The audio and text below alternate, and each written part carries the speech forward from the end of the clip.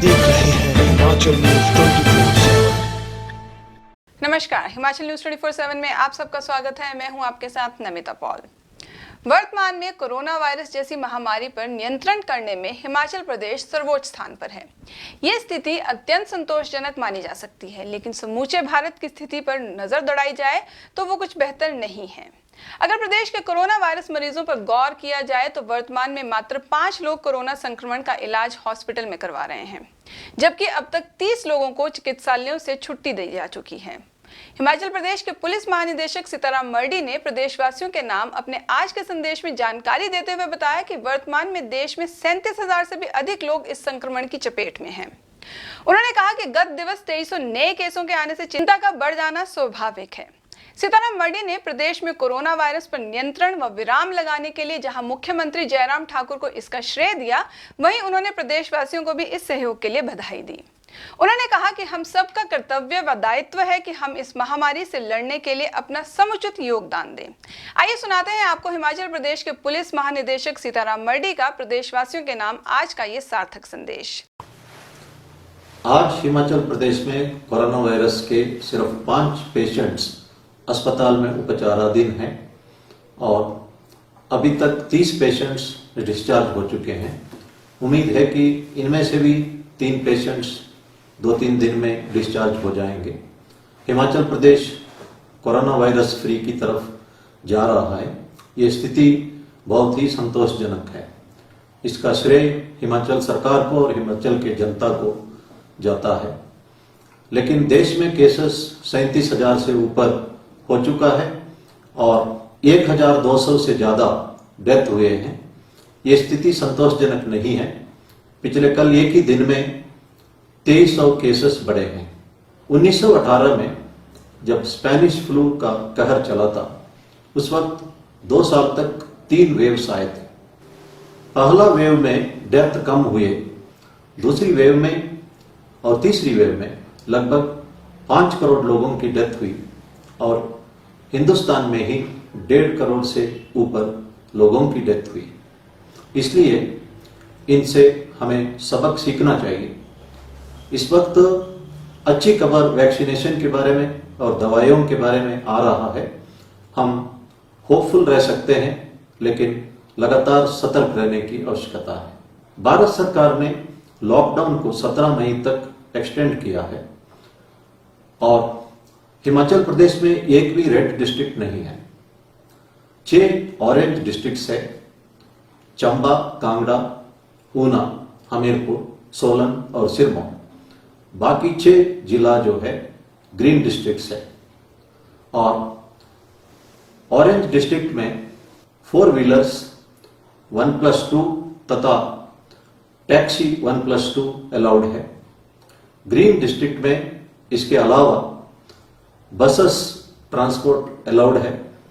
50% of the depot capacity या एक बस के अंदर 50% कैपेसिटी पैसेंजर्स को ले जा सकते हैं।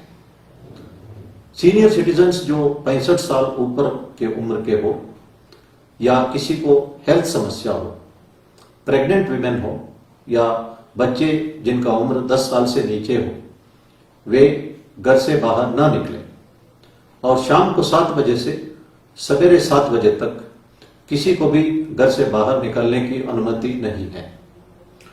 शादियों में 50 लोग तक अलाउड है और क्रेमेशन में भी 20 लोगों तक अलाउ किया गया है। ऑरेंज जोन में इंटर डिस्ट्रिक्ट मूवमेंट के लिए परमिट लेना होगा और inter state movement of persons totally band है। हिमाचल सरकार चाहे तो और कड़ाई से इसको लागू कर सकते हैं। State governments extra conditions impose कर सकते हैं, लेकिन जो भारत सरकार ने कंडीशंस इंपोज किया उसकी पालना करना पूरे भारतवर्ष में अनिवार्य है। भारत सरकार ने जो central government employees, state government employees और प्राइवेट सेक्टर एम्प्लॉयज को आरोग्य सेतु ऐप डाउनलोड करना कंपलसरी किया है। आरोग्य सेतु ऐप के डायरेक्शन के मुताबिक ही हम सबको चलना होगा। पब्लिक प्लेसेस में मास्क कंपलसरी है। गवर्नमेंट ऑफिसर्स, प्राइवेट ऑफिसर्स में भी मास्क कंपलसरी है। हमने नोटिस किया है कि चंबा में एक व्यक्ति को होम क्वारंटाइन रहने के लिए कहा गया। उसने अपने घर से बाहर चिपकाया हुआ जो पर्ची को टेयर करके बाहर घूमते रहा, उसके ऊपर मुकदमा चलाया गया। एक औरत ने धर्मशाला में कर्फ्यू परमिट मिलने के उपरांत उस पर 2 और गाड़ियों का नंबर लिखवा दिया और उन गाड़ियों को भी लोग उसी परमिट से चलाते रहे।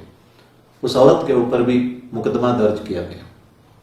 बद्दी में एक गाड़ी में 3 लोग विदाउट परमिट हिमाचल प्रदेश अंदर आने का प्रयास कर रहे थे, उनके ऊपर भी मुकदमा किया गया। यह बहुत ही अफसोस की बात है कि कुछ लोग इस वक्त भी लॉकडाउन का मकसद नहीं समझ रहे हैं और इन लोगों की वजह से समस्या बढ़ सकती है। हम सख्ती से कानून लागू करेंगे। मेरा सबसे अनुरोध है कि लॉकडाउन कंडीशंस को कड़ाई से पालना करें। लार्ज नंबर ऑफ पीपल दूसरे राज्यों से हिमाचल के अंदर आए, उन्हें क्वारंटाइन में रहने के लिए कहा गया, लेकिन क्वारंटाइन में घर में रहने का यह मतलब नहीं है कि सिर्फ घर पे ही रहना, बाहर नहीं निकलना। इसके अलावा घर के अंदर कुछ नियमों का पालना करना है। अगर आप में कोई भी सिम्टम नहीं हो सकता है, फिर भी आप एसिम्प्टोमेटिक कैरियर हो सकते हैं, घर के दूसरे सदस्यों को संक्रमित कर सकते हैं। वो सदस्य अगर बाहर निकलता है, कई अन्य लोगों को वो संक्रमित कर सकता है। इसीलिए ministry of health and family welfare ने गाइडलाइंस दिया है कि घर के अंदर एक कमरे में जहां टॉयलेट की फैसिलिटी हो वहां रहे, सोशल डिस्टेंसिंग घर के अंदर मेंटेन करें, सेपरेट यूटेंसिल्स यूज करें और घर के अंदर भी मास्क पहने। जो पंचायत प्रधान और पंचायत मेंबर्स जो इसकी सुपरवाइज कर रहे हैं, यह भी सुनिश्चित करें कि ministry of health and family welfare की गाइडलाइंस का भी पालना हो, तभी होम क्वारंटाइन कारगर साबित हो सकता है। हमारे लिए जो भी कर्तव्य करना अनिवार्य है, उसको एक पैशन से, कड़ाई से करना है। एप्पल कंपनी का मालिक स्टीव जॉब्स कहते थे, when you do things with passion you make wonders. कोई भी चीज अगर हम पैशन से करेंगे, हमारे से एक चमत्कार हो सकता है। मैं बच्चों को, स्टूडेंट्स को कहना चाहता हूं, जो सब्जेक्ट आप पढ़ना चाहते हैं उस पर इंटरेस्ट डेवलप करें and read with passion for the subject. आपको एग्जाम में अच्छा रिजल्ट आएगा। हम कहते हैं मां का हाथ का बना हुआ खाना, mother prepares food with passion for the children and that's how it becomes tastier. भगवान साईं बाबा कहते हैं कि वर्क इज वर्शिप। जो भी काम हमें करना अनिवार्य है, उसको एक वर्शिप की तरह करें। जब हम प्रार्थना करते हैं, अगर हम दिल की गहराई से प्रार्थना करते हैं, उस प्रार्थना का असर अलग होता है, असर ज्यादा होता है। इसी तरह जो ड्यूटी, जो कर्तव्य हमें करना अनिवार्य है, उसे अगर हम एक डेडिकेशन और कमिटमेंट के साथ करेंगे, उसका रिजल्ट अलग होता है। आप सबने सुना होगा, 3 मिस्त्री थे। एक मिस्त्री से पूछा जाता है कि तुम क्या कर रहे हो? वो कहता है कि मैं रोजी रोटी कमा रहा हूं। दूसरा मिस्त्री कहता है कि मैं ईंट की चढ़ाई कर रहा हूं। और तीसरा मिस्त्री कहता है कि मैं एक सुंदर भवन का निर्माण कर रहा हूं। इन तीनों को एक जैसा तनख्वाह मिलता है, लेकिन उनके एटीट्यूड की वजह से उनका योगदान अलग रहता है। इसी तरह एक टीचर कहता है कि मैं रोजी रोटी कमा रहा हूं, दूसरा टीचर कहता है कि मैं पढ़ा रहा हूं, और तीसरा टीचर कहता है कि I am shaping the future of my students. मैं अपने स्टूडेंट्स का जिंदगी बना रहा हूं। इन तीनों टीचरों को एक जैसा सैलरी मिलता है, इनकी एटीट्यूड की वजह से इनका योगदान अलग होता है। इसी तरह एक एसएचओ या थानेदार कहता है कि मैं रोजी रोटी कमा रहा हूं, दूसरा थानेदार कहता है कि मैं कानून लागू कर रहा हूं, तीसरा थानेदार कहता है कि मैं अपना एरिया का लोगों को सुरक्षित रख रहा हूं, लोगों की सुरक्षा मेरी जिम्मेदारी है। my responsibility to ensure that the people of my area feel safe and secure. इन तीनों थानेदारों को तनख्वाह एक जैसा मिलता है, लेकिन उनका योगदान अलग अलग है। हम अपने प्रोफेशन के बारे में जो जवाब देते हैं, उस जवाब से निर्भर है कि हमारा योगदान लोगों के प्रति, ऑर्गेनाइजेशन के प्रति क्या है।